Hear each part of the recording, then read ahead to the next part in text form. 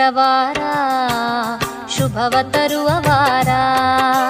ಇಂದು ಶುಕ್ರವಾರ ಶುಭವ ತರುವ ವಾರ.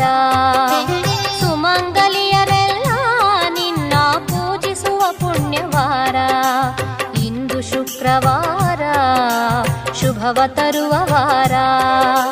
ಸುಮಂಗಲಿಯರೆಲ್ಲ ನಿನ್ನ ಪೂಜಿಸುವ ಪುಣ್ಯವಾರ. ಇಂದು ಶುಕ್ರವಾರ ಶುಭವ ತರುವ